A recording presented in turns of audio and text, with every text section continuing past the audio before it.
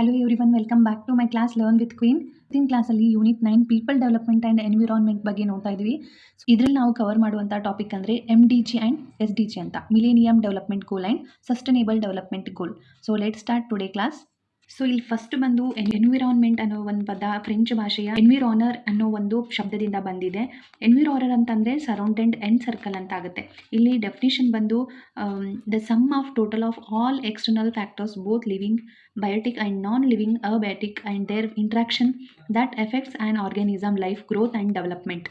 It means ಪರಿಸರ ಅಂತ ಅಂದರೆ ಜೀವಿಗಳ ಬೆಳವಣಿಗೆ ಮತ್ತು ಬೆಳವಣಿಗೆಯ ಮೇಲೆ ಪರಿಣಾಮ ಬೀರುವಂತಹ ಜೀವಂತ ಮತ್ತು ನಿರ್ಜೀವ ಎರಡೂ ಬಾಹ್ಯ ಅಂಶಗಳು ಮತ್ತು ಅವುಗಳ ಪರಿಸರ ಕ್ರಿಯೆ ಒಟ್ಟು ಮೊತ್ತ ಆಗಿರುತ್ತೆ ಪರಿಸರ.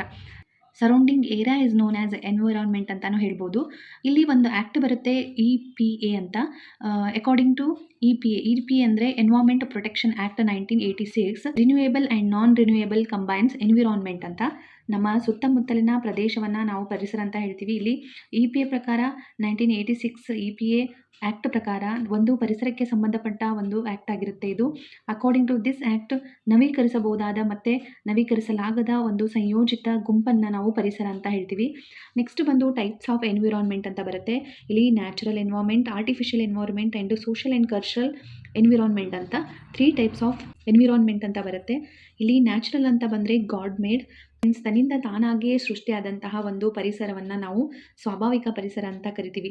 ಎಕ್ಸಾಂಪಲಲ್ಲಿ ಫಾರೆಸ್ಟ್, ರಿವರ್, ಮೌಂಟೇನ್ಸ್ ಇದೆಲ್ಲವೂ ನ್ಯಾಚುರಲ್ ಎನ್ವಿರಾನ್ಮೆಂಟ್ಗೆ ಎಕ್ಸಾಂಪಲ್ ಆಗಿರುತ್ತೆ.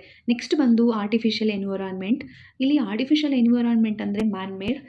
ಕೃತಕ ಪರಿಸರ ಅಂತಂದರೆ ಮಾನವ ನಿರ್ಮಿತ ಸ್ಥಳ ಅಥವಾ ಪರಿಸರ ವ್ಯವಸ್ಥೆ. ಇದು ನೈಸರ್ಗಿಕ ಪ್ರಪಂಚಕ್ಕಿಂತ ಭಿನ್ನವಾಗಿರುತ್ತೆ. ಇದನ್ನು ಜನ ನಿರ್ಮಾಣ ಮಾಡಿಕೊಂಡು ನಿರ್ವಹಣೆ ಮಾಡ್ತಾ ಇರ್ತಾರೆ.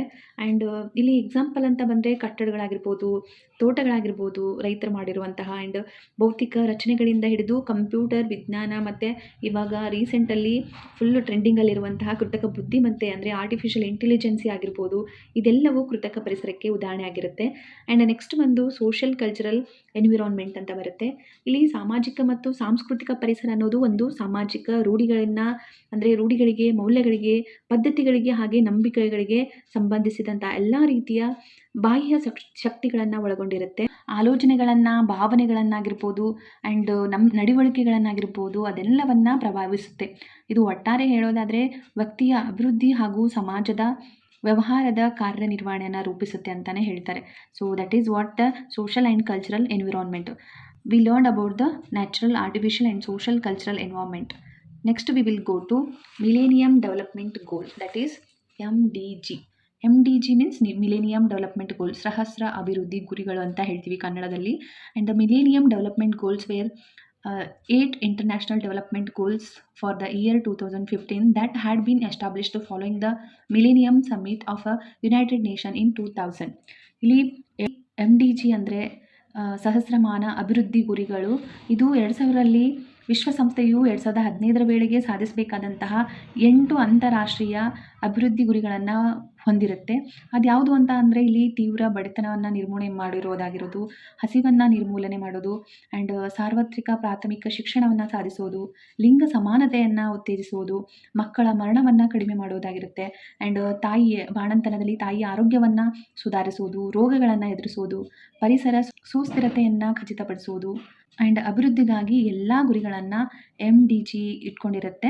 ನೆಕ್ಸ್ಟ್ ಅಲ್ಲಿ ಬಂದು ಅದು ಯಾವುದು 8 ಗೋಲ್ಸ್ ಅಂತ ನೋಡೋದಾದರೆ eradication extreme poverty and hunger, achieve universal primary education, promote gender equality and empower women, reduce child mortality and improve maternal health and combat HIV, AIDS, malaria and other diseases, ensure environmental sustainability and last one bandu develop a global partnership for development.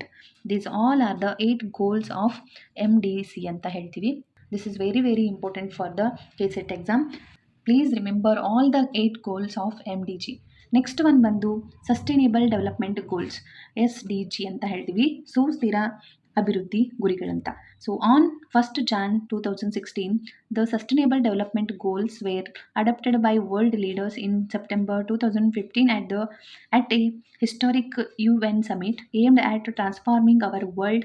They are a call to action to end poverty and inequality, protect the planet, and ensure that all people enjoy health, justice, and prosperity by 2030. It is also known as Agenda 2030. SDG ಅಂತ ಬರುತ್ತೆ, ಸುಸ್ಥಿರ ಅಭಿವೃದ್ಧಿ ಗುರಿಗಳಂತ.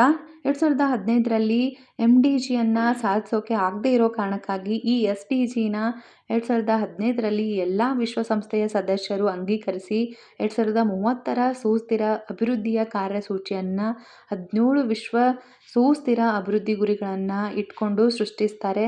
ಈ ಎಲ್ಲ ಗುರಿಗಳನ್ನು reach ಮಾಡೋದು ಇದರ ಗುರಿಯಾಗಿರುತ್ತೆ. So ಅದು ಯಾವ ಗುರಿಗಳು ಅಂತ ನಾವು ಇವಾಗ ನೋಡೋಣ. It is also called agenda 2030 ಅಂತಲೂ ಕರಿತೀವಿ. ಸೊ ಯಾವ್ದ್ಯಾವುದು 17 ಗುರಿಗಳನ್ನು ಇವ್ರು ಇಟ್ಕೊಂಡಿರ್ತಾರೆ ಅಂತ ಒಂದೊಂದಾಗೆ ನೋಡೋಣ. 17 ಗೋಲ್ಸ್ ಆಫ್ SDG ಅಂತ ಬರುತ್ತೆ. ಯಾವ್ದ್ಯಾವುದು ಅಂತಂದರೆ no poverty, zero hunger, good health and well being, quality education, gender equality, clean water and sanitation, affordable and clean energy, decent work and economic growth, industry innovation and infrastructure, reduce inequality, and sustainable cities and communities, and sustainable consumption and production, climate action, life below water, life on land, peace, justice, and strong institutions, and partnership for the goal. These all are the 17 goals of SDG. This is also very, very important. Please keep it in your mind. It will be very helpful for coming KCET exam 2025. Yes, this is what we learned about Millennium Development Goals and Sustainable Development Goals in this class. So next we will study about human and environment interaction in the next class. So video ಇಷ್ಟ ಆದರೆ like, share and subscribe ಮಾಡಿ. ನಿಮ್ಮ friends ಯಾರಾದರೂ KCET and ನೆಟ್ಗೆ prepare ಆಗ್ತಾ ಇದ್ದರೆ ಅವ್ರಿಗೆ ಈ ವಿಡಿಯೋನ ಶೇರ್ ಮಾಡಿ. ಎಕ್ಸಾಮ್ಗೆ ಎಷ್ಟು ಬೇಕೋ ಅಷ್ಟನ್ನು ಮಾತ್ರ ಹ್ಯಾಂಡ್ ರಿಟನ್ ನೋಟ್ಸ್ ಜೊತೆಗೆ ಎಕ್ಸ್ಪ್ಲನೇಷನ್ ಕೂಡ ಇರುತ್ತೆ. ಕಂಪ್ಲೀಟಾಗಿ ವಿಡಿಯೋಸ್ನ ನೋಡ್ಕೊಂಬನ್ನಿ. ಯಾರೆಲ್ಲ ಪ್ರೀವಿಯಸ್ ವಿಡಿಯೋಸ್ನ ನೋಡಿಲ್ಲ ಅವರೆಲ್ಲ ಪ್ರೀವಿಯಸ್ ವಿಡಿಯೋಸ್ನ ನೋಡ್ಕೊಂಬನ್ನಿ. ನೆಕ್ಸ್ಟ್ ಕ್ಲಾಸಲ್ಲಿ ನೆಕ್ಸ್ಟ್ ಕಾನ್ಸೆಪ್ಟ್ ಜೊತೆಗೆ ಮತ್ತೆ ಸಿಗ್ತೀನಿ. Until keep reading. Thank you all.